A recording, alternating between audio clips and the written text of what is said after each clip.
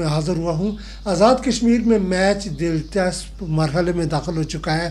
آزاد کشمیر کے وزیر اعظم سردار عبدالقیوم نیازی نے گزشتہ روز نیلے پہ تیلا پھینکتے ہوئے اپنی وزارت عظمیٰ سے استعفیٰ دے دیا۔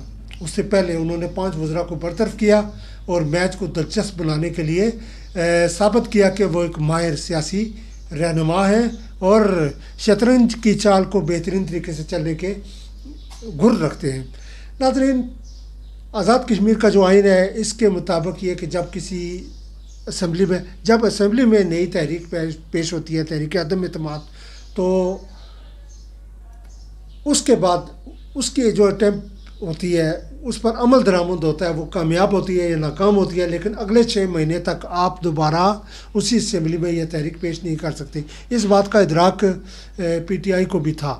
انہوں نے اس کو اپنے فائدے کے لیے اٹھانے کے لیے یہ کام کیا کہ اپنے ہی وزیر اعظم کے خلاف 25 لوگوں کے سائن سے تحریک عدم اعتماد پیش کی، لیکن جب وہاں انہوں نے اپنے تئیں ایک کمزور شخص کو ایک باحکم آمرانہ حکم کے ذریعے پیچھے کرنے کی کوشش کی تو اس کمزور شخص نے منگول ہونے کا ثبوت دیتے ہوئے ثابت کیا کہ وہ منگول ہے، اور اس نے جرأت سے 5 وزیروں کو برطرف کیا اور شام کو خود بھی استعفیٰ دے کے گندی سیاست کے آگے باندھ باندھنے کی کوشش کی۔ ناظرین، دلچسپ صورتحال اس لیے ہے کہ اب سردار تنویر الیاس وزیر اعظم بننے کے لیے پارلیمانی پارٹی کی بھاری اکثریت کے ساتھ وہ مظفر آباد میں برجمان ہے۔ کچھ دیر کے بعد یہ فیصلہ ہو جائے گا کہ نیا قائد عوام کون ہوگا، لیکن سوال یہ پیدا ہوتا ہے کہ اگلے 6 مہینے کے بعد کیا جب تحریک انصاف کے خلاف تحریک عدم اعتماد پیش ہوگی تو کیا سردار تنویر الیاس کے خلاف بھی یہی مشق دہرائی جائے گی؟ اپنے اقتدار کو بچانے کے لیے پی ٹی آئی کسی نئے سردار تنویر الیاس کو تلاش کرے گی، اور جب سردار تنویر الیاس دیکھیں گے کہ ان کے خلاف بھی کوئی سازش ہو رہی ہے تو وہ بھی یہی کھیل کھیلیں گے کہ استعفیٰ دے کے چلے جائیں گے، پھر کوئی نیا شخص آئے گا۔ لیکن اس ساری چیزوں کو بند ہونا چاہیے۔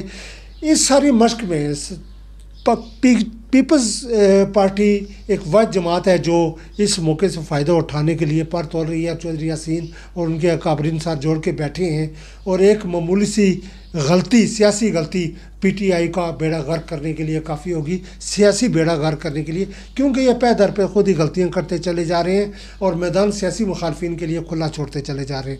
ایک روایت جو پیسے کی قائم ہوئی ہے، شریف اور باکردار سیاستدانوں کی تو معاشرے میں کوئی قدر و قیمت ہی نہیں رہی، اور ایک عام سردار کیوم جیسا ایک غریب اور مسکین آدمی سیاست سے کوسوں دور بھاگے گا کہ وہ کروڑوں اربوں نہیں لگا سکتے۔ کارکردگی کی بنیاد پر کسی کو وزارت عظمیٰ نہیں ملتی، اب پیٹیاں بوریاں چلتی ہیں، اور یہ بات خود سیاستدان بھی تسلیم کر چکے تھے۔ 5 ارب روپے کی ڈیل کا انکشاف ہوا ہے۔ اب اس میں سچ کیا ہے جھوٹ کیا ہے یہ تو قانون نافذ کرنے والے ادارے اگر چھان بین کریں گے تو وہ اس پر اپنا کوئی ایکشن لے سکیں گے، لیکن جو روایت چل پڑی ہے ناظرین بہت خطرناک ہے۔ آزاد کشمیر ایک حساس خطہ ہے، اور یہاں تحریک آزادی کشمیر کا بیس کیمپ ہونے کی حیثیت سے ایک شفاف سیاسی عوامی حکومت ہونی چاہیے جو پوری دنیا میں مسئلہ کشمیر کو اجاگر کر سکے۔ آج مقبوضہ کشمیر کے عوام بھارت کا جبر اور ظلم سہ رہے ہیں۔ روزانہ کی بنیاد پر کشمیری نوجوانوں کو غائب کیا جا رہا ہے، انہیں ہلاک کیا جا رہا ہے، ماورائے عدالت لوگوں کی ہلاکتیں کی جا رہی ہیں، اور بھارت پوری ریاستی طاقت کے ساتھ کشمیریوں پر قہر بن کے ٹوٹا ہے۔ کہاں گئے وہ لوگ جو کشمیر کا نعرہ لگا کے سیاست کرتے تھے؟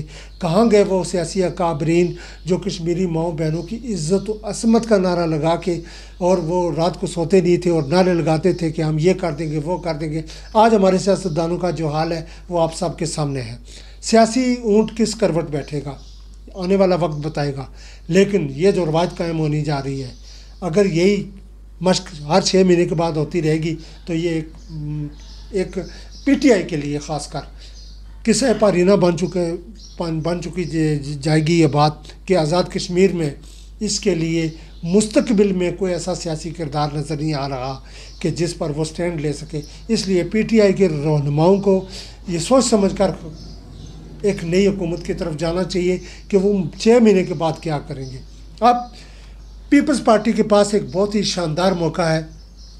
کیوں کہ پیپلز پارٹی کے پاس منجے ہوئے زیرک سیاستدان ہیں جو عوامی خدمت پر یقین رکھتے ہیں اور سیاسی بصارت ان کے پاس اتنی ہے کہ وہ نہ صرف ڈیلیور کر سکتے ہیں بلکہ ایک اچھا ماحول تشکیل دے سکتے ہیں۔ ان کے ساتھ پاکستان مسلم لیگ نون کے 6 ممبران اسمبلی میں موجود ہیں اور مسلم لیگ نون کے گھاگ ترین سیاسی رہنما راجہ فاروق حیدر خان اور مسلم کانفرنس کے سردار عتیق خان بھی موجود ہیں۔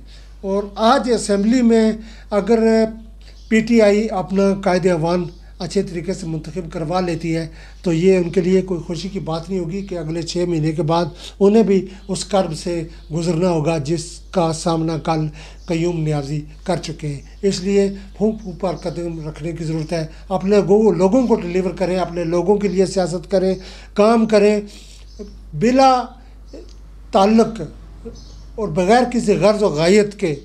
عوام کی سوچ، پاکستان کی سوچ، ریاست کی سوچ ہونی چاہیے۔ اپنا بہت سارا خیال رکھیے گا، اجازت دیجیے، اللہ حافظ۔